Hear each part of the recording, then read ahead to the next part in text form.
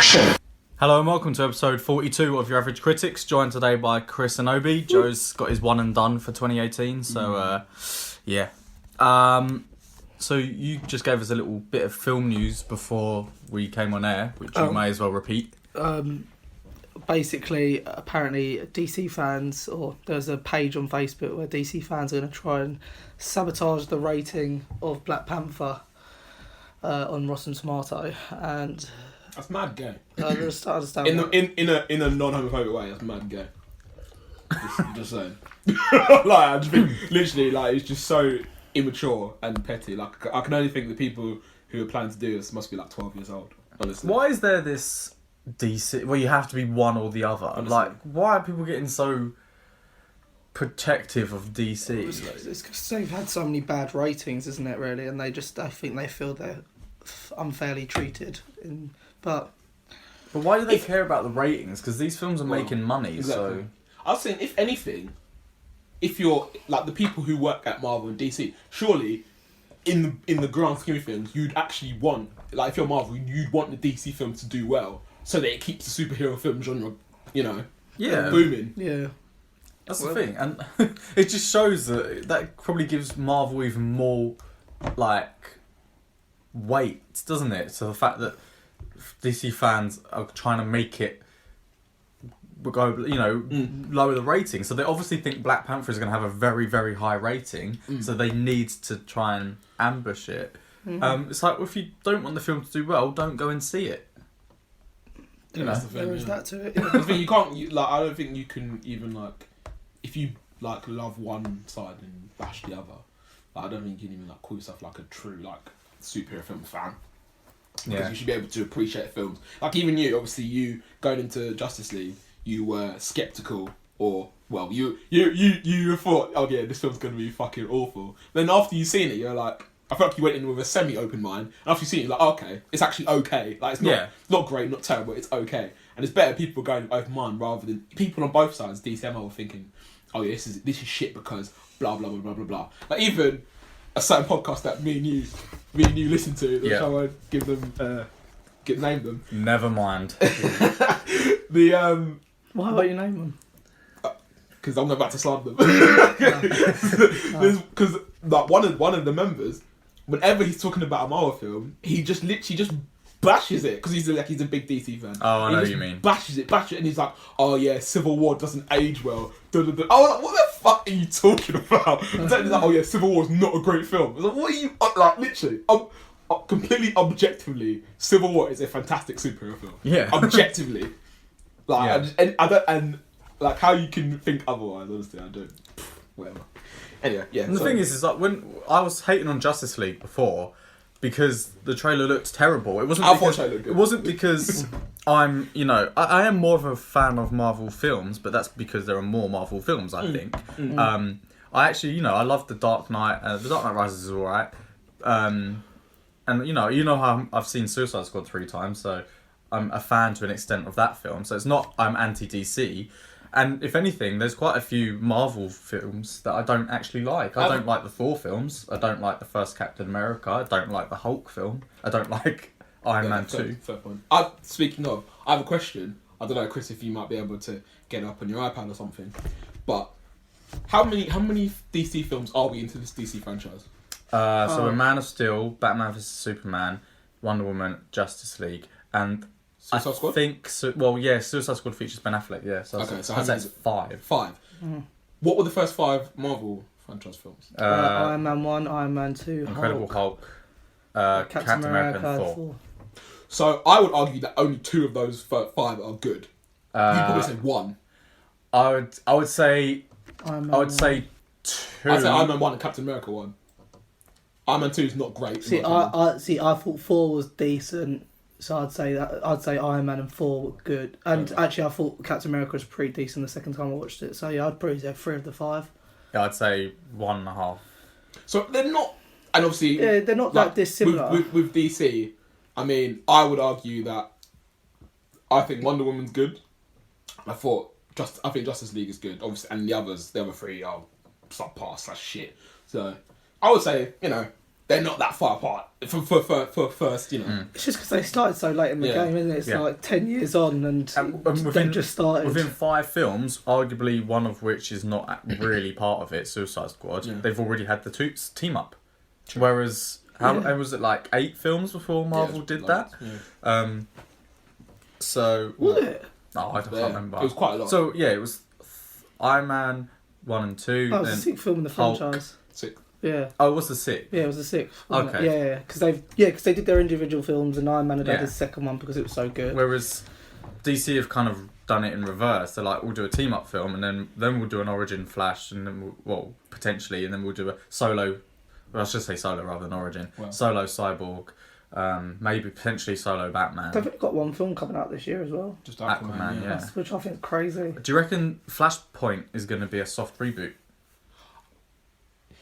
Do you know what? Don't tell me that. That is, to be honest, that'll kill me. Thinking about it, it would actually be a good idea if the universe was more like this. Would be a great second Flash film. This would be a great thing if Marvel had this property after Infinity War. Do you know what I mean? Like they're like, okay, we need to recast these actors. But it's basically an escape clause for Ben Affleck, isn't it? Yeah, if the rumours are true that he really doesn't want to continue. And the thing is, with a Flashpoint film being the first film, because we haven't like they could just change it all and it won't have that much of a significance to it because we haven't seen enough films to get used to the characters that are in it. For them to change it, we'll be like, okay, this is just a new thing now, rather than being surprised that Wonder Woman and Aquaman are at war, and Tom Wayne is Batman, blah blah blah, blah all that stuff. Like, I don't think they've cemented everyone's place in the DC universe enough for them to go and flip it. Does that make sense? Yeah, it makes sense to me. Yeah. Yeah, I heard they got a new director for that though. Doing Flashpoint. Flashpoint, really? Yeah. He'll probably. I think they've gone through like 3 or 4 directors. Sounds like another Gambit to me. Yeah, no, definitely. Do you think all these flips and changes in directors is from like? Do you think it's like creative differences or like Warner Brothers being dickheads or what? I reckon it's probably creative differences, or maybe they just don't have confidence in the project, which is worrying. I think because there's a lot of potential for a Flashpoint film, but I don't think you could do that as the first Flash film. No, that's like if the first Captain America film was Civil War. Yeah, you'd be like, exactly. Why do I care about this? Exactly, and like the main thing of Barry Allen is like him. Fuck Barry Allen. Him and his mum dying when he's young, like leads a chain of events that causes him to become the Flash, and like you'd kind of have to do a Flashpoint film where. Okay, we have to realise that his mum's dead and this has happened, and then we have to reboot it in the same film so his mum's not dead and his dad's not in prison and blah blah blah. Like, it would be a bit convoluted. Yeah. But didn't the story's a bit skewed now as well though, isn't it? Because Batman helped him get a job. Yeah. So, at the end of Justice League. Yeah. Oh, true. It kind of ruins that. It doesn't ruin it because obviously he's still trying to achieve that goal of. Getting his dad out of prison. Yeah. But he's now trying to do it legally, isn't he? Yeah. Yeah. Funny thing you say about legally. You watch Flash in the Flash TV show. Barry's in prison, and he just decides to use his powers to just get some guy who his dad knew in prison. He just uses his powers to get him out of prison and sends him to like China or something, and like he thinks he's like being really clever. And he's got I'm just gonna complain. He's got super fast. Like a camera in the prison turns probably about every 10 seconds. So like pans from his cell to someone else's cell. In that space of that 10 seconds, he has run from the prison in Central City, wherever that is in America, all the way to China and back before the cameras pan back. He has never been that fast. Which he is that fast in the comics, but he has never been. We have never established that he's that fast. Oh right, so he's just gone OP. He's proper OP. But anyway. I mean, this whole storyline was. But yeah, they caught him anyway. Sorry, they caught him on the camera. Yeah, this whole storyline's bullshit anyway. Why doesn't he just escape from prison? Because he doesn't want to. Because the whole thing was for Barry to be like evolving as a person. Because in like the first 3 seasons, he would run from his problems, so to speak. Obviously, literally and figuratively. Whereas now he's kind of like, okay, I'm not going to run. I'm going to beat this the normal way. But it's bait that he's Flash because the Flash doesn't turn up anymore. yeah, exactly. The Flash getting around. It's just That's kind true. of like... It's just, But no one's clocked that yet. No. I don't know. Why doesn't he put one of his other Flashes, one of his other universe friends in, you know? I mean, that Well, would Wally's work. fucked off to somewhere. And But he got like 53 Isn't he in different Legends now? versions of him, isn't he? yeah, but Legends hasn't started back up again. Oh, right, so we don't actually know. Oh. Do you know what I mean? As Yeah. audience, as audience viewers. So yeah, anyway. And But- this is... It's also a bit like... I've got a few problems with... Like, I do like the new season of Flash. I think Chris's voice, he's feeling a bit under the weather. yeah, I'm not feeling great. I've got a few problems with it. It's purely, it's a good season. I think they're doing really well not to have a speedster villain. Yeah. However, I do think season 5, or 4, We're on 4 now. well, for season 5 will have a speedster again, I reckon. Okay. Only because he let the Reverse Flash go. So stupid. Mm. One, he's super fast, yeah, and he gets caught in a crime scene where he supposedly killed someone. Right. If you're that fast, just fucking go somewhere To else. be fair, he decided not to run. Yeah, but why? He thought about it, because then he's a fugitive. Then Barry Allen's a fugitive. Yeah, no, but if he just ran to a place where people can see him. His fingerprints were all over everything. Oh, was it? They Oh, planned okay. it. They planned Oh, it yeah, like the to a knife. T. Yeah, the knife was yeah, on the true. fingerprints on the knife. And then, like, the second thing is, admittedly, yeah, the guy probably isn't in his... It's Goldberg. Yeah. The wrestler. The wrestler is playing this out. What? Yeah, he's the one that Barry Allen's trying to get free from prison. Oh, right. Yeah. Big Sir is his name. Yeah. Apparently. For all Barry knows, this guy is bullshitting him. In it. And he's just suddenly gone, I believe you. My friend's going to find the person who It's because his dad saved that guy's life. So I think he thinks, okay, because my dad saved his life, he must be trustworthy, sort of thing. God, Barry Allen, like... He's been very naive. Yeah, he does like, his dad is like... I know parents are people's idols, but it's like... His dad can't do nothing wrong, and it's just, like, mad. And, yeah, so... To take someone offered to China, again, it's bloody stupid. I just thought it was just really stupid, but it's a good season. I won't knock the season itself. Been alright. Yeah, I think the villain's quite Better a than last clever one. season. Yeah. Did you watch the Ant-Man and the Wasp trailer? I did. Yes. What did you think? I thought actually it was quite good. Yeah, I think it's gonna be, I think they might make it a bit too funny, but then the last one was pretty funny. So Yeah. Is Michael Pena in this one? yeah. Who? Michael Pena? Is Yeah, that his name? Michael Pena? yeah, he's in it. Oh, yeah. right. Yeah. I thought it was Michael Palin. It looks quite funny. You know, they've got to continue the humour of the first film, really, because that's what made it so successful and surprising. I hope they don't, because I remember you saying, this is a completely unrelated topic, but like when you were talking about the film you saw recently, Pitch Perfect, when you were saying like they kind of just bottled everything up from the first couple of films and trying to make it do the same. So I hope they don't try and do that in this film. True. Like say Chris, like trying to make it too funny. Yeah. Yeah, it was like you see like in the first film when Thomas the Tank Engine gets really big and that's really funny. This one you can, in the trailer, you see the Hello Kitty Pez dispenser. Yeah.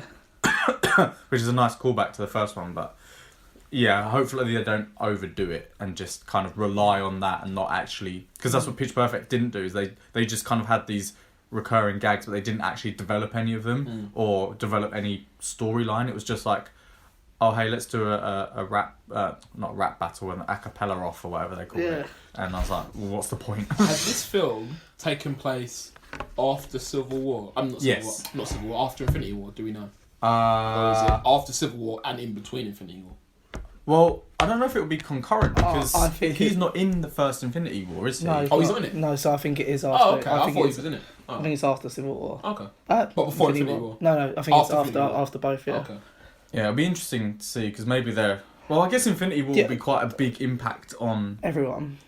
So maybe because she discusses with him about how he got captured and that capturing is of them in the prison in Civil War. Yeah. But I reckon this might come before Infinity War, but it's after. or concurrently, and then at the end of Ant-Man and the Wasp, it's like, hey, we need you for maybe the fourth one. I mean, they're running, they're fugitives, so I don't know. But the only problem I've got is that the tech they have, I feel like it's going to be overused, and it almost makes me think, why don't the rest of the Avengers use this tech? Because they made it essentially a building, which I thought was quite clever. Made the building into the suitcase. Which they should just shrink Thanos and stamp on him. I was thinking if he just there was a cartoon that someone drew and it was Ant-Man going into Thanos' ear. Yeah, I saw and that. Just and he gets grows big bigger and explodes his head. Or what they should do is have a nice little Easter egg, because in this film, like when he shrinks down, Matt Damon's like, "You're right," and it's like downsizing. Oh. I think, what the fuck? Okay. That's a terrible joke. Heard it here first. Could have been a good segue. So you saw Downside. You started watching Downside. Yeah, I saw Downside. I saw all of it, but thoughts? I don't know if you've spoken about it on the pod. no. It's decent. I thought it was okay. Yeah. I thought it was more entertaining than Roman J. Israel. I'll tell you that. I'll tell you that for free. But I like the politics behind it. The guy, drunk guy. The drunk guy in the bar was saying about how he was the coach, wasn't he? Saying about how they don't pay tax because basically, essentially, if you downsize, your money is basically 10 times its value, or maybe even more. So because they were poor, and then they had like millions in the downsizing life, but his wife decided not to join them. Can't trust these hoes. Man. Oh mate. And then he's like screaming at her down the phone. She's like, "Don't scream at me!" It's like, imagine you married someone. You've been married for however long. And you were like, yeah, let's downsize. And she's like, yeah, cool, let's downsize. It's permanent, by the way. And then you wake up 5 hours later, and you're 5 inches tall, and your wife's like, oh, sorry. Imagine, I'd be so angry. Do you see her again in the film? No. Oh, really? I get divorced and then that's it. Oh, right. That's quite like, because that happens in the trailer. Is that quite a big spoiler? Nah. I mean, I guess it kind of is. Yeah, it happens quite early on. It's like literally first 10, 15 minutes. Oh, okay. But it does. That is the pathway to him just having like, not self-destruction, but self-realisation that he's not quite the man he almost what is the film about? It's... Like, is it just about him living in this small world, or is it an actual point? So the scientists invented this so that they could save the planet because there's overpopulation and stuff. Right. And obviously mass resources being used for too many people. Right. So is there an ecological kind of only like for the first 15, and then you kind of see the last 15 because then you see like the poverty in the downsizing world as well, which I found quite baffling to begin with, but I suppose it's going to happen, isn't it? But there's no like politics. There's no like anything really, is there? In the downsizing world, it's just no crime as well. No crime. Apparently, but people were getting downsized as punishments. So like one of the women in the film, I can't remember her name. I'm not gonna lie. It was a Vietnamese name. She was an active. I think she was a political activist or something like that. And basically, she got arrested, and they. Like 15 people or so all got downsized, and she was the only one who survived out of like 15 people. I don't know how they died. The other 15, something to do with a TV box, and they were in a TV box. Or maybe they suffocated. Sure. Yeah. I'm not sure, but she survived, and she had to get her leg amputated or something. Because they were like trying to get across borders and stuff. Yeah, it was weird. I think it's an alright film. I was trying to think. The main plot of the film is...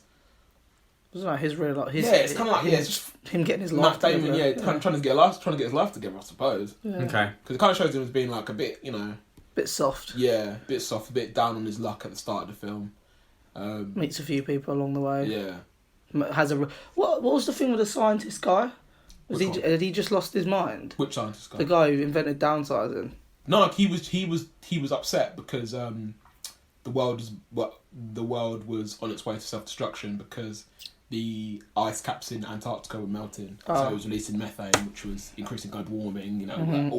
All that stuff, all that scientific stuff. So he was like, "Yeah, this world's fucked." So like, we have 200 years before the world's extinct. So then that guy who invented downsizing gets like all the people in the first ever like downsized village or colony or whatever, and they all like go underground in this like big bunker thing to try and survive the future impending doom, I guess. And Matt Damon's like shit, like I want to go with him, sort of thing. Like we have a chance to like prevent this or repopulate after it's all dead and gone. So I want to go with him. But then the other all of his mates were like, "No, allow it. It's a cult. It's long." He's like, they're all gonna end up going insane and killing each other. Yeah, we're gonna do this. And he was like he didn't get it. Matt Damon. He was like, "Oh, you guys are crazy. Like we have a chance to survive." Blah blah blah blah blah. And then obviously he gets halfway. He's like, "No, I have to go back." And he goes back to his Vietnamese girlfriend. And they live happily ever after, I guess. I think I've said this before, but I feel like the idea would be much better as a TV show rather than as a film. Because you could explore so much more. Maybe a mini-series. Yeah, not like Yeah. 20 episodes, like 10, like a Sky Atlantic or I suppose. HBO, just... Was it nominated for anything, Downsizing? No. I don't know. Oh, Hong Chow was nominated for Best Supporting Actress. Oh, okay, that's her name then. Hong Chow. That's the actress. That's the one that gets in my Damon. Yeah. Yeah. I don't know the name of the film, but yeah. Okay, but then you said it was marginally better than Roman J. Israel Esquire, it's so a bit better. that is an Oscar-nominated film for Denzel. His performance warrant it, or He was decent. Like, it's not your typical Denzel performance. His character's not got much bravado as your typical Denzel Washington character. So I see the range. Whether it's Oscar worthy, I'm not sure. But then looking at the other people in the category, I'm like, okay, yeah, fair enough. Dwayne Johnson had a lot of range in Jumanji. He did. Played against type. He's not Oscar nominated. That's true. That's very true. Future president of the United States. Hopefully. Apparently that's all rumours. It's all rumours till he starts running, till he starts his campaign, isn't it? It's an okay film. It's about a lawyer whose partner dies off screen, but they kind of make it so we're supposed to feel sorry for the characters that this guy's died, even though we literally haven't met this person. Okay. But yeah, his partner, they're a small time law firm, and his partner dies. So then his because they can't keep up with pay to keep the firm open, the firm just closes down. So then he has to scramble a job with some other guy, and he Roman Israel is kind of a very he pays a lot of attention to detail. He knows every rule. He's very good with his clients. Gives all his clients his number so they can call him at any time and stuff like that. And when the prosecutors are offering plea deals, he's like, no, this deal's bullshit. He tries to fight for his clients and stuff like that. So he goes to this new firm and he kind of loses his way, in sort of thing, and he kind of starts being less attentive to his clients and but taking on loads of clients but being less attentive to them, giving them the same old spiel, giving them ridiculous prices and forcing them. You can see in his face that he knows that he shouldn't be charging these people so much money, but obviously the new firm that he's at, he kind of has to, he hasn't really got any choice. Yeah.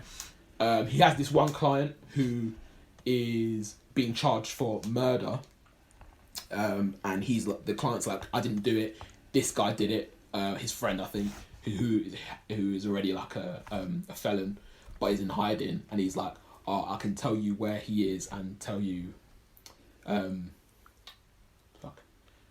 he says I can tell you where this guy is and I can testify that he shot this Armenian shopkeeper. And he's like, okay, we'll go and find out how much this is worth to the district attorneys. Goes to the district attorney, and they say, okay, this is worth X amount. Now we can get him for aiding and abetting a murder and second degree murder or something like that. So yeah, 10 years. And he's like, nah, it's bullshit. And they're like, well, it's not bullshit, take it or leave it. And he's like, all right, we're leaving it.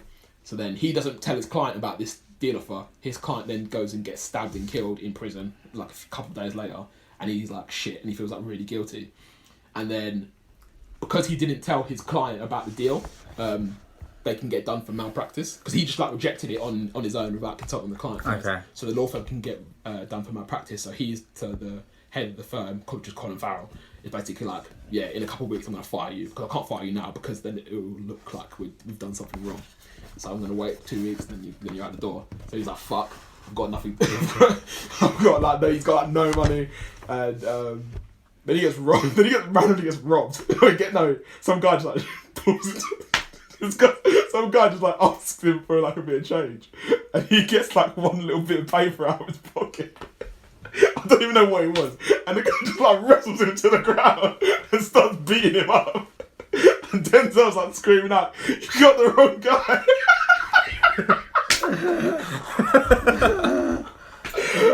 It was jokes. Anyway, yeah, he gets beaten up, right? And then he's like, okay, yeah, this is long, fuck this. And he finds out that there was a reward going out if somebody could find or give information about the person who killed this Armenian shopkeeper, which from the reward was coming from the Armenian community. So he knew. So his client told him where this guy was before he died. So he goes and basically dimes the guy in, and gets this £100,000 reward, which is obviously illegal, and ethically wrong and whatever. So then he uses this money, starts to buy himself a couple new suits, goes to the beach and stuff, buys a really nice flat. Yeah, and all that for 100k. Well, yeah, this thing I was thinking, like, 'cause he bought a super nice. This is in LA, and he bought like some penthouse flat. I was thinking like 100k is not going to buy you that, but whatever. Unless he's renting. Yeah, well, maybe, I don't know. So yeah, but then then people find out about his wrongdoing, and he then he gets a new client in prison, and his client in prison is the person who he's dumbed in. So then, so then the guy's like, yeah, I know what you did, and basically, yeah, you're fucked, man, I'm coming for you, sort of thing. And he's like, shit, and he starts to shit himself. And then loads more people find out about his wrongdoing, and then he in the end he sees the error of his ways, I guess, and like gives the money back to the Armenian people, and he's about to turn himself in, and some guy gets out of a car, I'm assuming a hitman, and kills him. Oh, so yeah. Is it based on a true story? I don't know. I don't think so. Maybe it is. No. I'm not sure. Oh right, that was anticlimactic. Yeah. Do you reckon? Oh, and sorry, there was also one of the big points of the film was that he like really believed in getting clients fairer deals rather than because in America, to save a lot of time in trials and stuff, a prosecutor will just chuck a plea at you like, oh, okay, we're going to give you 10 years, you'll get out in 5 for good behaviour. Otherwise, we can go to trial and you can get 30 years. So loads of people are just like, okay, I'm just going to take the 10 years and see what, and like to, avoid the risk of getting 30 years. And then obviously the government, they don't have to waste time and money going to trial. So like it's that sort of thing. So, and then he believes that all these clients are being taken advantage of because of their desperation to, not go to prison for as long as, for like life and stuff.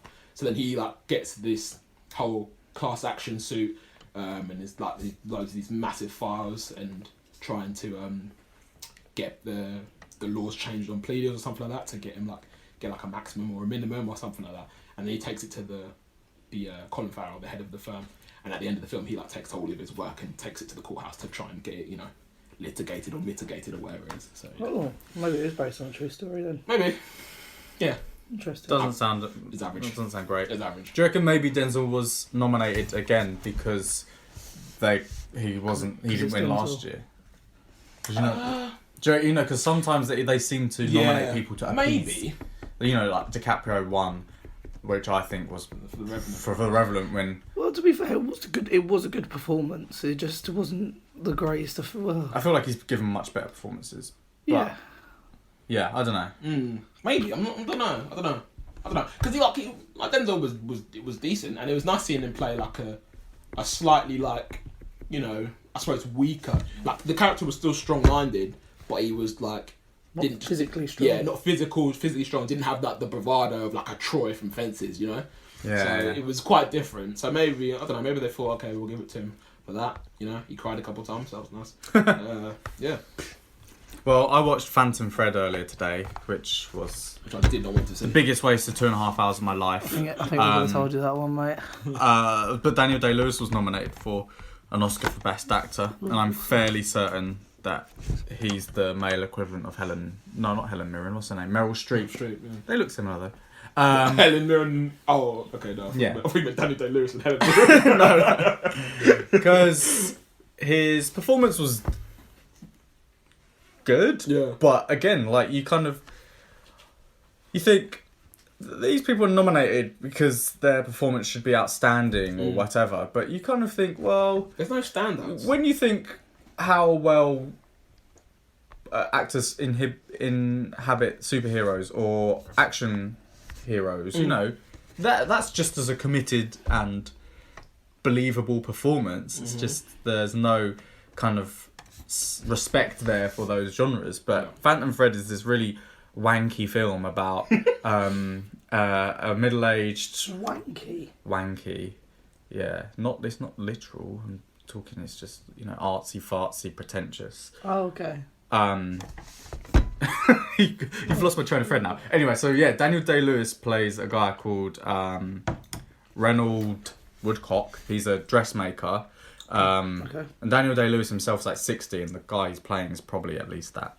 And then so he's got a successful dressmaking business. I think it's in like the 50s. Very kind of upper class. He's got some high profile clients like duchesses and princesses. And then it's established very early on that he's a close bond with his sister. And that he kind of goes through women quickly, you know, like he doesn't commit very well and he just kind of dismisses them when he gets bored. And then he meets this woman called Alma who's got to be at 25 to 30 years younger than he is. Right. And she kind of becomes his muse. So he's... Make dresses. Yeah, and then it kind of... They kind of become more of like relationship. And, you know, she falls in love with him, but he's very non-committal. But he's basically portrayed as an absolute prick. So, like, he's very self-centered and egotistical. He treats women like rubbish. Like, he says to Alma, like, oh, when he's doing her measurements, oh, you've got no breasts. And, you know, just kind of bullies them a bit, puts them down. And, like, he's quite... possessive. He's possessive of them. Right. He'll be like, you know, she cooks him asparagus and he's like, you know I don't like asparagus with butter. You know I like it with oil and salt. Why are you doing this? Blah, blah, blah. And, you know, and she's like, I'm just trying to be nice. So he doesn't treat her very well. And then so then Alma is basically like a housewife, and then she poisons him with mushrooms. On purpose? Yeah, but not fatally. But she makes him so, because he's very strong, so weak that he relies on her to like basically, you know, do stuff for a little while. Like, she looks after him. Yeah. And then after that point, he reciprocates and says that he loves her. So then it kind of turns and becomes that she's now a bit dominant of him. And like towards the end, like she is about to poison him again. He kind of... Why? I don't really know, man. And then but he kind of knows that he's about to be poisoned, and then he's like, he eats it, and like they just stare at each other, like, yeah, I'm eating this. It's poisoned, right? And then she says like, I want you to be weak, so I look after you, and then I want you to be strong again. And then he's like, yeah, and then it ends, and I was like, what? Oh, like shit. The final kind of femme fatale, kind of noirish, I guess loosely thrillery element to it was interesting, but that was, you know, an hour and 45 into the film, and up to that point, how long was this film? 2 hours 10. Oh my god! It was so boring. Like, the costumes were nice, the music was nice, it was all very like opulent, but it was just really boring. Yeah. And like, it sounded boring. I was the only person in the screening under the age of 84. 84. So it tells you what the target audience for this film was. Yeah. But yeah, it really did not engage me. I thought it was very, very boring, and I kind of wish I hadn't seen it. And then again, like, I wasn't bowled over by Daniel Day-Lewis' performance, but it's his final performance before retiring, so I think that definitely helps. So he says. Tilly gambles away all his money and needs to do another film. Yeah. And what also didn't help, and I know it's not her fault, but the elderly woman sitting next to me had Tourette's. So it was quite distracting, because like, she would, you know, every so often, she was trying to stifle it, but, you know, still, especially when it's silent. Although interestingly, one of the kind of outbursts she had, she went pap pap pap, and I was wondering if she'd heard Big Shaq, because that was such an idiot. Such an idiot. But yeah, so that was Phantom Thread. Wouldn't recommend that. It sounds rubbish. I'm not gonna watch it. And I saw Darkest Hour as well, which I know you two have seen, right? And I wasn't that bothered by that film either, really. I thought Gary Oldman inhibited Winston Churchill quite well. Inhabited. But again, like, I was thinking, yeah, he gives good speeches, like, from an oratory point of view, yeah, very good. Like, but then I think that's, as much as it is down to Gary Oldman's delivery, I think the script was very good. I don't know whether it was nominated for best screenplay or whatever, but apart from that, like, his wife had next to nothing to do. Lily James had next to nothing to do, apart from just type. And she's a very good actress. So I feel like she was a bit wasted.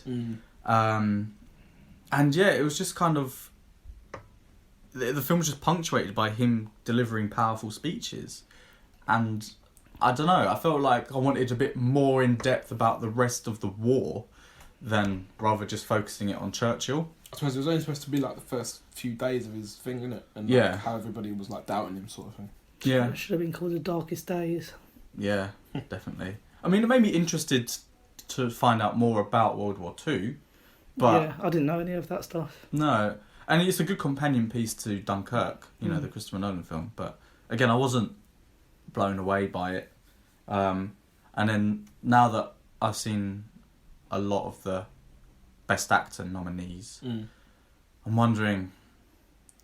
Gary Oldman probably will win it, but I don't think it's quite as clear-cut as maybe I had thought it would be. Because whilst he was a good performance, apart from his speeches, there wasn't really much other kind of nuance, in my opinion. But what have you guys been watching? Should we talk about The Good Place? The Good Place. Yeah, go on then. Yeah. Do you want to start us So off? this is a film, TV show? It's a Netflix TV show. Yeah. It's like 20 episodes, isn't it, a season? No. No. Oh, no, it was chapter 14. It's only 13. Yeah. Oh, this is the one with Kristen Bell? Is that her name? Ted Danson. Yeah. Ted Danson. Okay, so what is it about?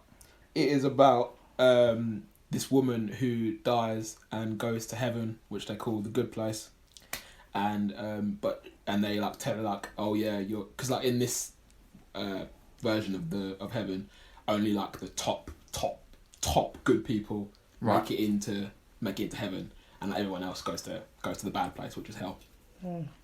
And That's harsh, man. yeah, and, it's very selective. And yeah, he's telling her, oh yeah, you're in heaven because you did all this, and she's like, okay, cool, and she finds out like, oh yeah, like this isn't right. I'm definitely not this person that they've described on. They described me as. So is it mistaken identity? Exactly. Yeah. Right. Exactly. So like she's got the same name as the woman who's supposed to be there because they died at like the same time. In the same place. But they got their things mixed up because one of them should be in a bad place and one should be in a good place. Chris, how far in are you?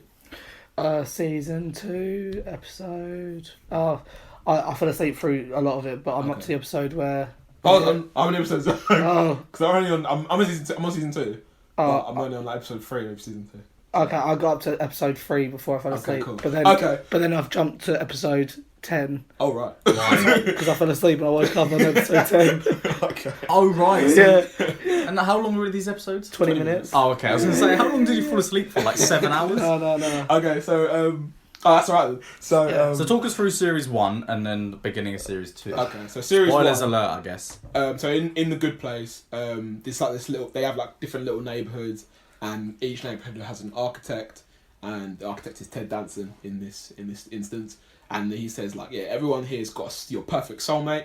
So then obviously this woman who isn't supposed to be in a good place, she meets her soulmate, confesses to him that she's in the wrong place.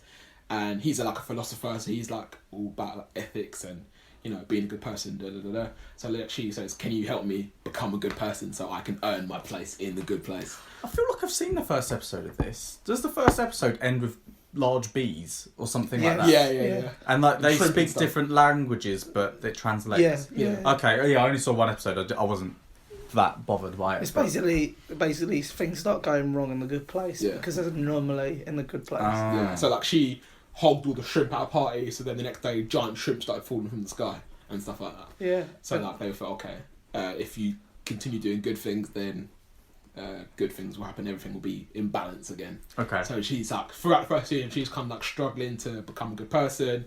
The guy who's Chidi, who's her soulmate, is like obviously trying to teach her to be a good person, but struggling because she's such a bad person and stuff like that. And then, she is horrid. Yeah, she's a really bad person. But why doesn't she just get sent to the bad place? Because they don't know.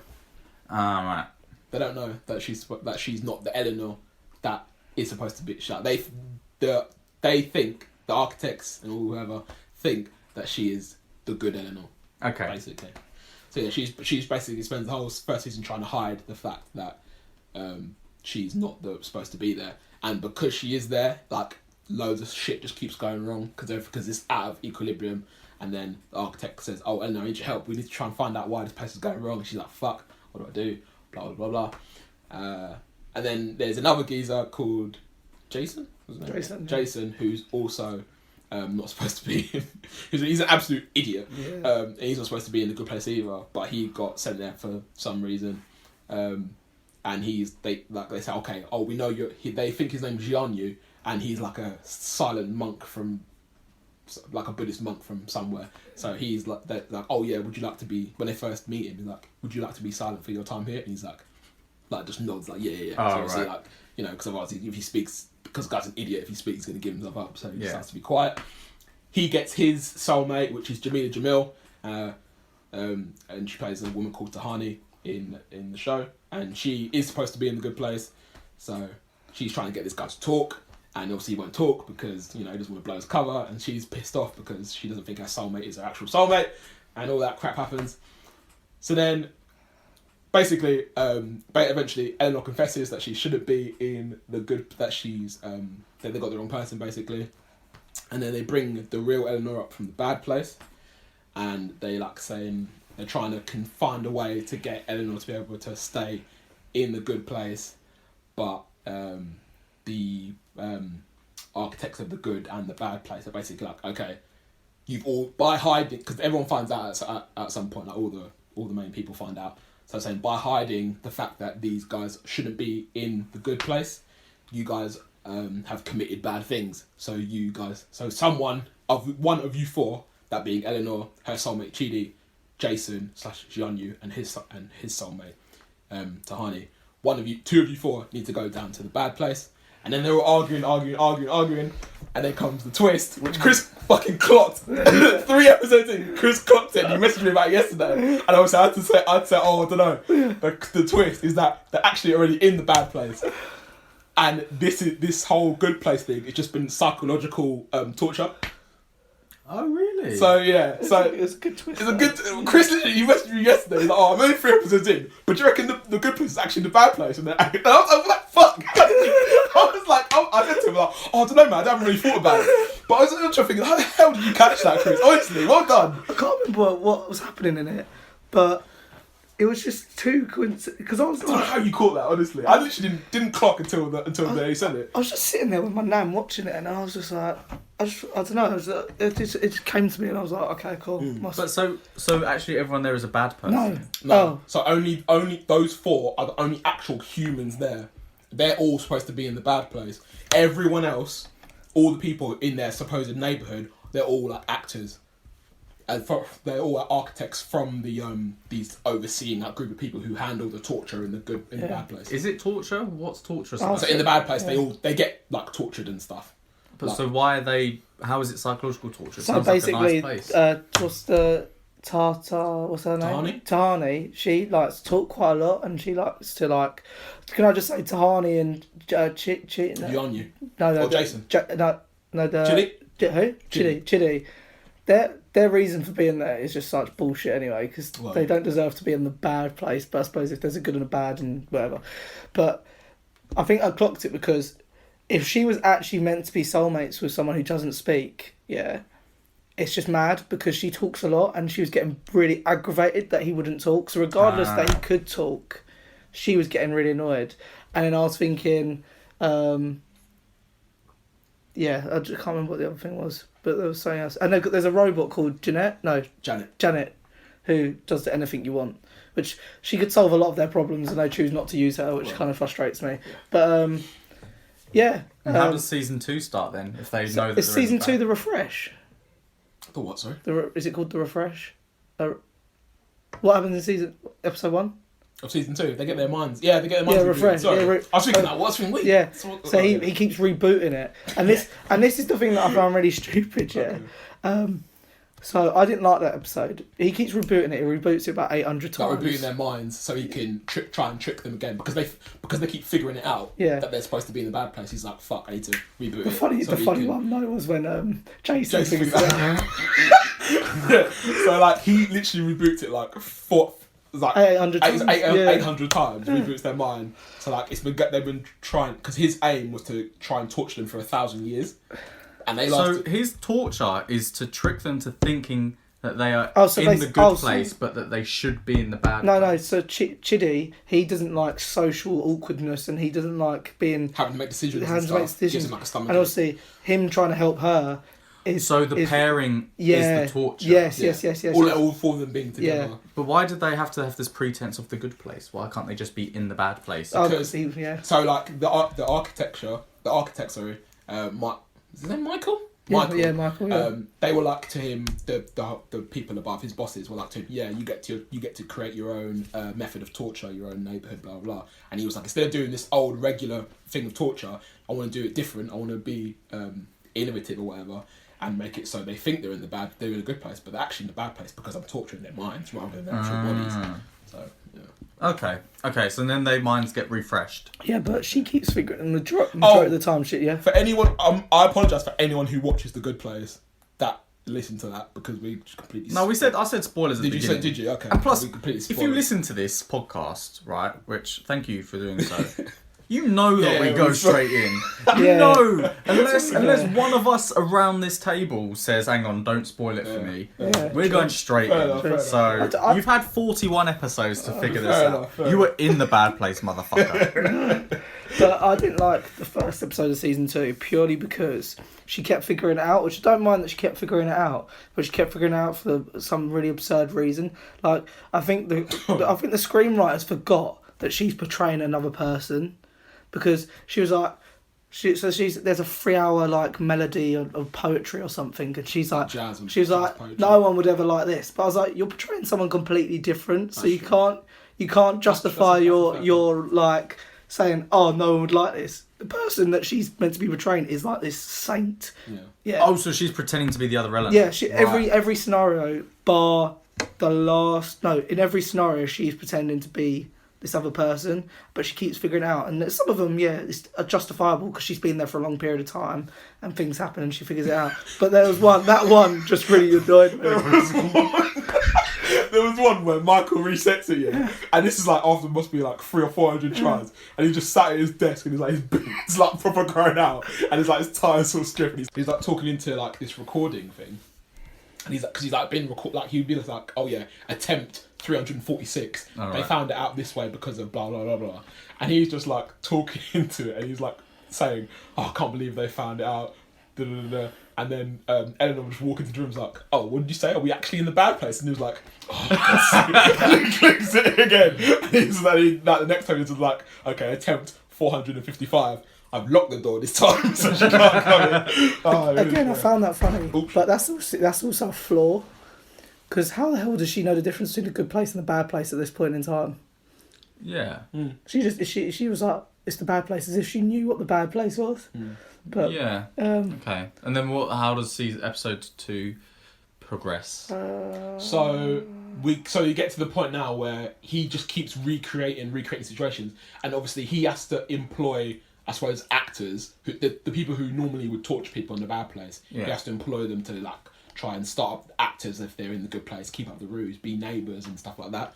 And all these people are basically getting tired of it. And there's one woman who in season 1, I suppose, played the real Eleanor. So she acted as the real Eleanor, obviously she wasn't. Right. She's like, oh yeah, we're all sick of this. I'm taking over now, and you're going to let me take over, otherwise I'm going to rat you up to our boss, because the big boss, or the judge, I suppose, I think they call him, his name is Sean. I don't know why. He says you only get 2 attempts at this, and obviously he's on like attempt 805. So he hasn't told them about, the other 800 odd attempts. So she's like, yeah, let me take over, otherwise, I'm going to rat you out. So then he goes to the 4, and he's like, we need to team up. He says, like, what does he want to do? He wants to somehow fake erase their memories, and then let this woman take over. Mindy? Whatever her name is. Yeah. Let her take over, and we're going to try and figure out a way to get us all into the good place. Okay. So I'm not really and I think that's where I left. I stopped watching anyway. That's where I left off. So I'm not really sure how they're gonna go at this point. I would say that I thought the twist is good, but I kind of wish they'd kept it going a bit longer. Yeah, I agree. So the twist at the end of the first season is quite a big. Yeah. You know. Yeah. I think season 2 is where it's got to end, really. Yeah. Cause, I think so as well. Well, what's the aim? You get to the... so wait, have you? Oh, there's a medium place as well. Oh, that's what I was going to say. You've seen the medium place. Right. There's one woman there. Yeah. I couldn't really get... I didn't really get why she got put in the medium place. So she was a horrible person, but she had a plan to do one really, really, really good thing before she died. And she wanted to start a charity and help world poverty and stuff like that. So the day she died, she goes to the bank and gives them a business plan, withdraws all her money to start this plan. And then she leaves the bank. She falls into a train track and dies or something like that. Right. And then her sister, after she dies, her sister goes and sorts out the thing to start up her charity, and she raises loads of money.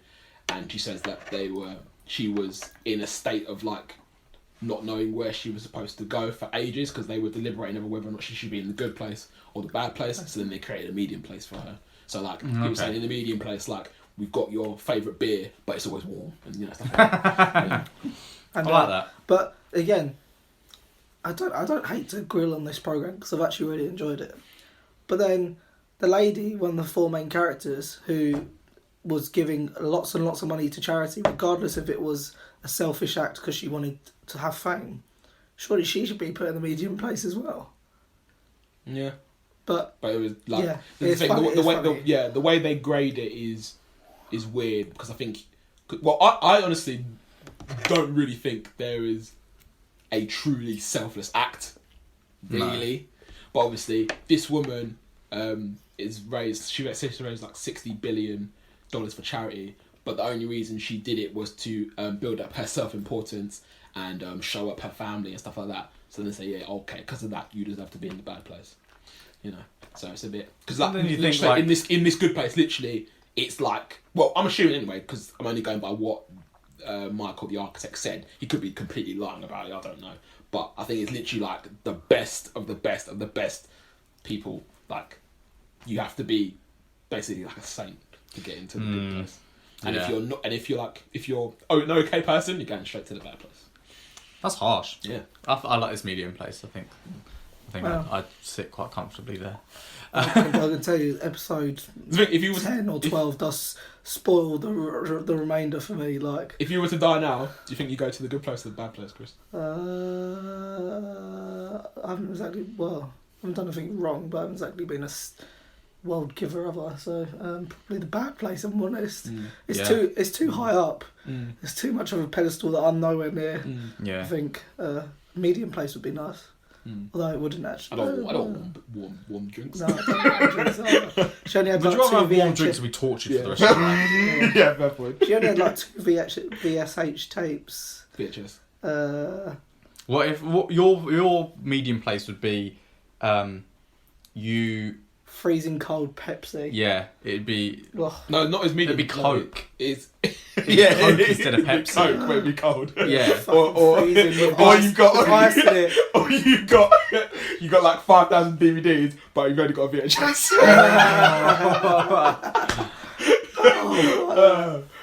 Yours would. I don't know. What would yours be? That you have your tub of Vaseline, but you lose it every single day. You never get to the bottom of the tub. Never. That'd be a nightmare to lose. It is. I found one of your tubs of Vaseline in the car a few weeks ago. Lauren was like, "Why have you got Vaseline?" I was like, "It's not mine. It's probably Opie's." I'm trying to think, what would your medium place be? My medium place. Be watching a scary film, and all of a sudden something really childish comes up and doesn't scare you at all. That's pretty much it. That's pretty much my life anyway. I don't even know. I don't know. If all it would be something to do with horror films, though. I don't know. Do you think? Yeah, you have your favourite horror film on, or you have a sick horror film on, but you always miss the ending or something like that. I don't know. It's unfinished. I don't know. Something like that.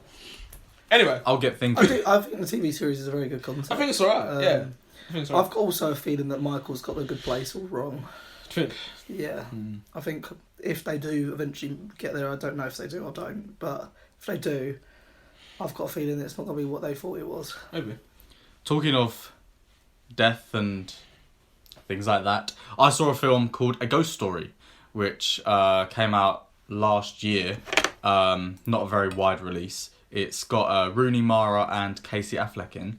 It's a story. They play a couple, and then Casey, like they live in this house and they're planning on moving, but Casey Affleck doesn't want to move because it's like nostalgia, but Rooney Mara does. And then he dies in a car crash, and then he comes back and just basically as a ghost and just watches over her.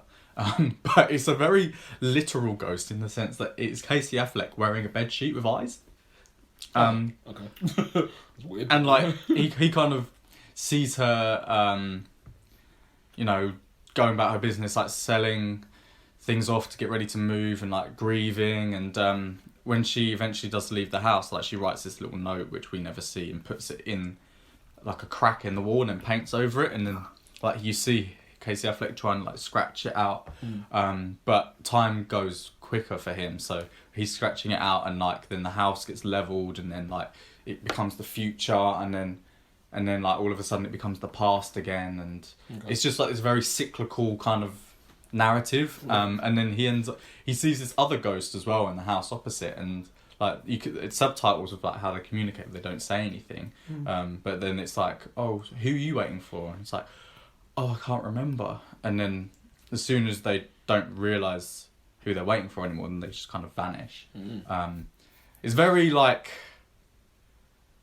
I want to say existential. I don't know if that's the quite right word, but it's very like poignant, and it's about the timelessness of place and relationships.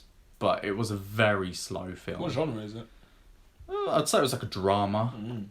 But yeah, I mean, it wasn't great. There's things I appreciated about it, but it was very, it was again like a kind of quite pretentious film, but it wasn't bad. It was only an hour and a half, so fair enough. It wasn't like Phantom Thread where I was sitting there like checking my phone, like when the fuck is this thing gonna end? Yeah. But yeah, and then in kind of complete contrast, I watched a film called The Belko Experiment. I remember wanting to watch this when I saw a trailer for it. Is it good? Yeah, I enjoyed it. It's from the guy who wrote and directed Guardians of the Galaxy. It's about this American company in Bogota in Colombia, and what they actually do there. Oh, do you want me to? No, are you gonna watch it? I probably won't. So go on. Okay, but yeah. So anyway, they're in an office and there's 80 of them, and then all of a sudden, all the windows and doors get blocked. And they basically get told that they have to kill one another. So it starts off that each person has to kill 2 colleagues, or 10 of them will die because they've all got implants in their head that will explode. And then it's all this like, the film's basically a moral quandary. It's like you got some people and they're like, oh yeah, we need to kill people so that more people survive, and other people are like, well, how would you choose who survives and who dies? And then like the CEO kind of is the main antagonist of the film, because he basically rounds everyone up and he's like, right, because this is at the point where they don't kill the right amount of people, so the people in charge of the building say, okay, well now 30 of you need to die. So he rounds them up and he says, right, is anyone here over 60? Shoots all the people over 60, and he's like, anyone here not got children? And then so it's very like a selective process, and then like our main hero, you kind of follow few people around the building like trying to survive, and people end up turning one another. So it's quite a fairly fast paced, like it's very, very violent. Like you see people's heads explode like all the time. It's not quite in the same sense as Brawl in Cell Block 99, but I don't think anything's ever going to be like that. But I thought it was quite a good concept. And then, but there are like, you do follow certain people and their efforts are just futile. Like there's this one woman who basically is in hiding for the entire first hour of the film, and then eventually she like gets into a lift and comes down. As soon as she comes down, the doors open and she gets shot in the head, and you're like, oh, come on. It's like quite frustrating in that sense. But eventually the main protagonist survives, and he's the last one. There's only one person left after all that. Oh, sure. Which part of me was like, yeah, you always knew he was going to survive, but then part of me was like, that's too predictable. I wanted someone else to survive or something. But anyway, did he ever think about shooting himself? No, because he wants to survive, like everyone does. But how did they allow him to dictate? What do you mean? Well, like he was like, "Oh, you're all over 60, so baby." No, that's the antagonist. Yeah, that was the antagonist. Right. He eventually dies. But yeah, so then I can't remember any of their names, but the protagonist kind of gets taken out by the controllers of this game, I guess, and then they're like, "Oh yeah, you passed, well done," and then he's so angry that he ends up shooting all of them. Mm-hmm. And then it turns out that he is one of many situations that are going on. So have you ever you've seen Cabin in the Woods, right? Mm-hmm. I think there's a similar twist in that where there's lots of these locations, or Battle Royale, the same with the Japanese film, where it's like a group of girls land on islands and they've got to kill one another to survive. Hunger Games-y in a sense. But then he's one of, like, and you see on this screen lots of other people in similar situations, and then it goes, okay, phase 1 over, stage 2 sort of thing, and then it ends. So I thought it was, it was quite good. The twist wasn't particularly original because I've seen it in lots of other films before, but I think it's hard to find a not so original twist anymore, though, isn't it? Yeah, I enjoyed it, and if there was a second one, with all these other locations involved, I would definitely watch it. I don't think it was very expensive to make. And why do they get things implanted in their heads? Oh, it's because they're in Colombia and it's such a dangerous place. It's a tracker, so they know where everyone is and that everyone's safe. And then they've kind of I guess hacked it and turned it into an explosive device. Yeah, it was good. I enjoyed it. Is there anything else that you guys watched that you want to discuss? I just wanted to talk about The Good Place again. Do you find it really funny? The part says, was it Jeanette? No, Janet. Janet. Why do I keep saying Jeanette? Janet. Janet is this robot person, yeah. And there's a button in The Good Place which turns her off and reboots her.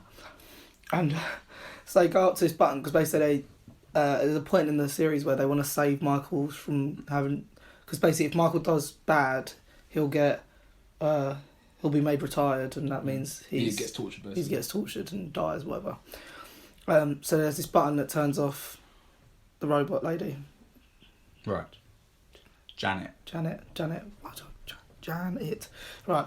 And basically, when you get near the button to press it, she begs for her life. It's like a defense mechanism. Right. And it's so funny. It's just the thing is that she'll be begging for her life, and they'll be like, Janet, can you stop? And she's like, she'll be like, oh yeah, no, it's okay, go ahead, press it. Because obviously, she can't help it. It's just automatic thing once they go to press it. So she'll be calm 1 minute, and then he'll go to press it, and then she'll just start begging for her life again. Yeah. She was like, she'll look at a picture like, look, these are my 3 kids. Obviously, she hasn't got any kids because she's a robot. But yeah, it's jokes. And Michael does it, and he's like, "Can you just calm down, please? Can you just chill? Can you just be cool?" I just wanted to mention that because there's so many little quirky bits in the series which I find quite funny, and also in the woman's house, because it's obviously not. So the houses are built for the people what they would have their perfect house, and it's quite clearly not the perfect house for her. Right. But there's like a massive ledge. So there's the main room, a massive ledge, and in her bedroom. And she has to struggle to get up this ledge to go to her bedroom, and all she has to do is press this button under the thing to make the stairs come out, but she doesn't know about it. I just find it so funny. But I can talk about Joy. Okay. Based on a true story. Is this one with Jennifer Lawrence about Hoover? Yeah. Is it Hoover or a mop? A mop. A mop. Yeah, it's about a mop. Sounds enthralling. Based on a true story about a lady who I've forgotten her name now. Joy. Yes, good thinking, my friend. Yeah, it is Joy. No, wait, is it? Yeah, it's Joy. Joy something. And basically, it's this lady. She's a bit down on her luck. She has a house. Her mum just is the most awful, awkward character. So she lives with her nan, her 2 children, her mum, her ex, and sometimes her dad. Right. Right. And so her mum lies in the bed all day watching this sitcom all day. Her nan's always trying to push her to do better with her life. Like she invented stuff as a kid, but obviously the breakup between the mum and the dad really just put a halt to it. So because you see her as a kid to start with, and then you see her grown up, and then her dad comes to the door. It's like, oh, I've broken up with my mistress. I need to live here. So in the basement, she divides the room. So the dad gets one part, the ex gets the other part, and then you see one of her kids loads, but you don't see the other kid that much, which I found really strange. Like he's ill at one point as well, and you don't see him. Like literally, you look through the door frame, you can see her sitting on the bed. You see him lying down, but you can't see his head because of the door. I'm like, I don't understand why they did that. It really baffled me. Okay. Then she's always the one cleaning up stuff. Like there's always a mess. She's always fixing it. Like the mum, like when she's doing her hair, she always puts it down the sink and she clogs up the sink, and then obviously Joy's got to fix it, but she can't fix it completely, so she has to get a plumber in or a mechanic. And same, so they go on the boats because her dad finds a new. Oh, she's got a stepsister as well who is always like she's always like, she doesn't like her basically because obviously she's like, she's taken my dad away from me kind of thing, even though she works. So her dad owns a car shop, mechanics. The stepsister works there, and Joy does the accounting, the books for him. And basically, the dad finds a new wife who's rich. She invites them all onto a boat. They smash some wine. Joy's cleaning it up, and she's cutting her hands because she's using the mop. And when she's rinsing the mop, she's getting all glass in her hands. And she invents this mop where you can. It's like a twist thing, and so basically it puts a cap round the mop, and squeezes it for you. So so if you wouldn't get your hands cut. And also another inventive thing she did was that you can take the mop head off, and put it in the washing machine and clean it, and then use it again. And then loads of sales. She tries to put it in shops and stuff. Well, she asked this lady who's now with her dad for the money. And then the lady's like, I'll give you half if you put up half. And the dad is so unhelpful. Like, honestly, it is disgusting. If that is how her dad was. He's like, there is no point where you think the woman's going to say, no, I won't give the money. But the dad's like, well, Joy, you can't just let her give everything. You can't let her do it all. You've got to do part of it as well. And you're like, shut up, man. Just be quiet. What decade is this set in? 70s, 80s. Okay. I think the woman's still alive. Oh, right. So it's basically when... So it's America, and they're really big on their, like, tele-shopping. Yeah. No one had a mobile phone, I don't think. I'm trying to think. Did they? So she manages to get it into shops. Well, the thing was, like, so she finds this manufacturer. They basically hire these people, and they use the mechanics. Is that what you call it? They use the dad's shop, get these people, and they start building it. And then she's down with her, like, no shops will have it, because they're like, why would I want to sell one mop when I can sell this one and keep selling it, because people will just come back once it's broken. Good point. So the ex is like, right, I'm going to help her out. So the ex gets her meeting with this guy. The guy doesn't want to see her that day, and then all of a sudden, or she gets told the guy doesn't want to see her, and then Bradley Cooper turns up, and he's the guy, and he's like, he's in a boardroom with her, and he's like, sell me your product. And all these people are taking the piss out of her and stuff, and he's like, no. Takes her into a room, takes her into a place, like, they have these, like, kitchens made up so they can sell their products on the TV and stuff. And so she basically sells it to him, and he's like, right, can you make me 50,000 of them? She's like, yeah, I think I can do it. And then, so, basically, she has to take out a second mortgage to do it. And they get this guy who's really big on the TV to sell the mop, but he doesn't know how to do it. So he's on the TV, and he's trying to do the twisty bit, and he's like, I can't do it. And you literally, all of them watching it are like, oh, like, shit, like, this is gone. And, like, none of them, like, the dad's like, oh, Joy, you tried your hardest, but, like, you're never going to be successful with it. Like, all this stuff, and you're just like, wow, you are a big old arsehole, man. And then basically, the manufacturers are messing them up a bit because the manufacturers are like, oh, we're going to charge you more this time. And then whenever the manufacturers mess up on the design, they're like, oh, you've still got to pay for that lot though and pay us for the new lot. And Joy's like, do not pay them. I'm going to sort it out. What does the stepsister do? Pays them. Right. Fucking idiots. And then so basically the mop's not sold and Joyce goes down there and she's like, let me sell the mop. I know how to sell it. And he's like, no, I can't do that. And she's like, no, you're letting me sell it. And so they probably like doll her up, and she's like, nah, I can't do it like this. So she puts on her normal clothes. She goes out there and she like has stage fright. But luckily her friend rings up and's like, oh, I need a mop that can do this. And she's like, well, this mop can do this. And it kind of like encourages her. And they hit the 50,000 mark. But obviously then they're having a problem with the manufacturer. And obviously she's just done a double mortgage, so she's not really... basically the manufacturer is going to trying to charge them more money than the mop sells for. Right, oh wow. And so she goes down there and she finds out that they're actually going to try and sell their own version of her mop.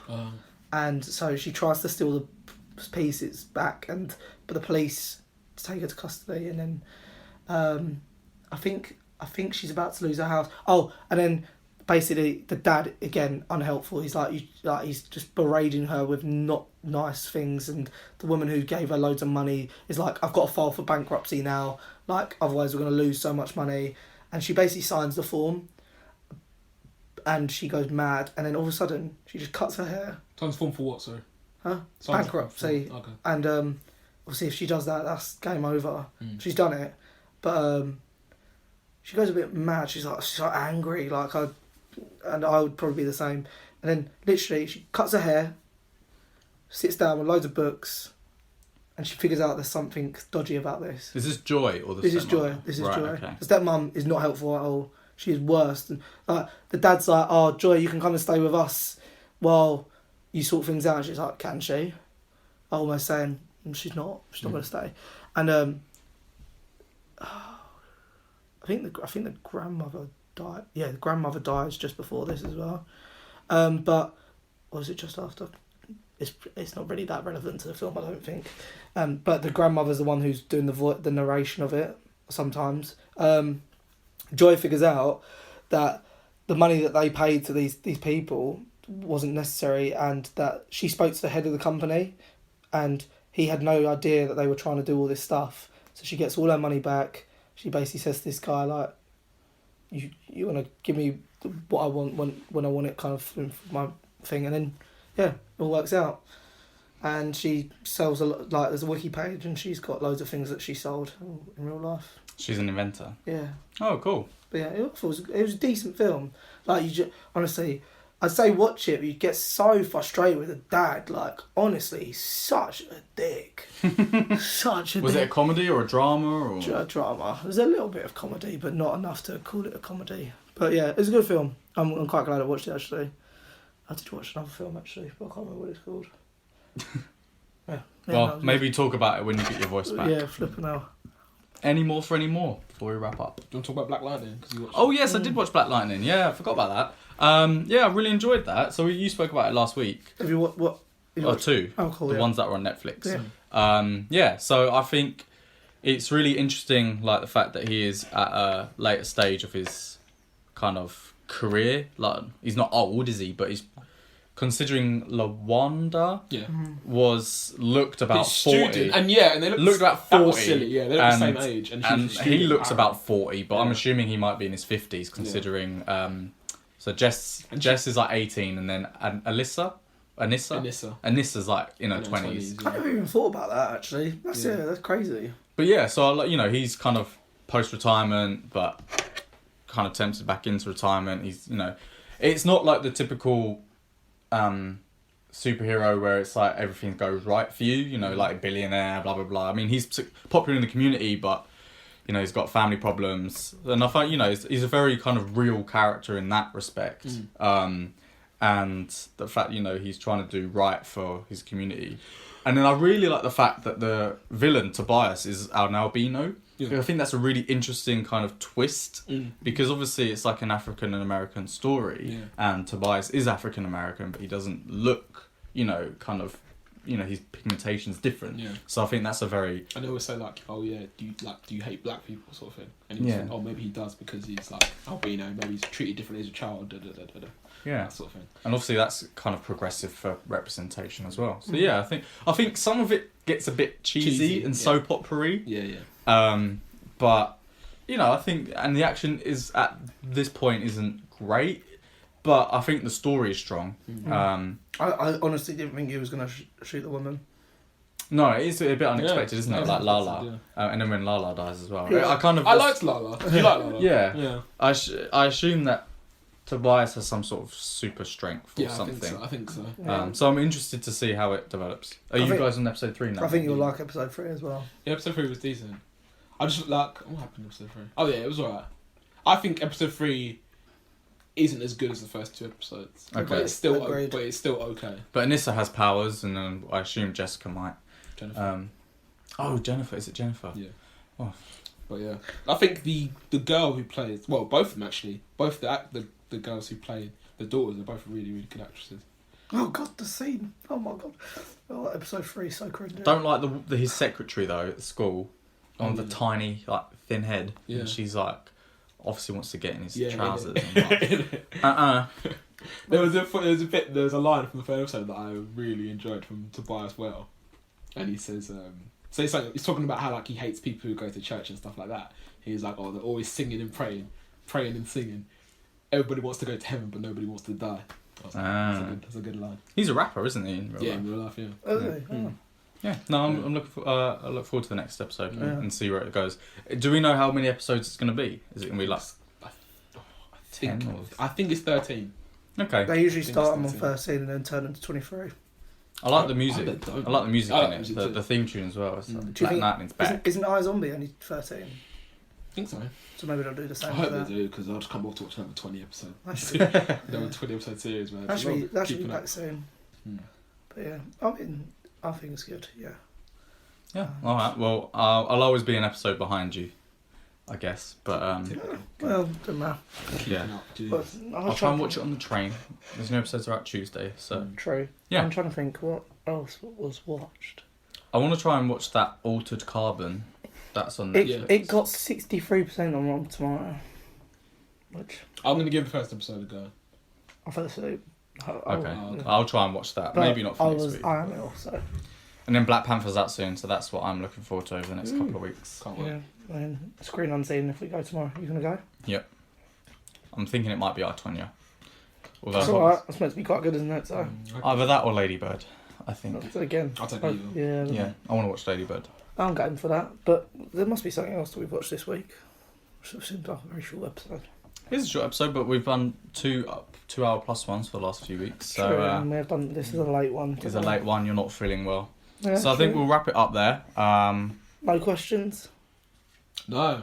Next week I'll come with some questions. Yeah, we haven't, and we need to get back into from the archives. Oh shit! Yeah. All of these things that we started, we keep leaving. We'll try and have more structure. But anyway, thanks for listening to episode 42. Do share our content. You can follow us on Twitter at YSC Podcast 17. We're on Facebook, Instagram, iTunes, and SoundCloud under Your Average Critics. And then tune in next week. Peace. Action.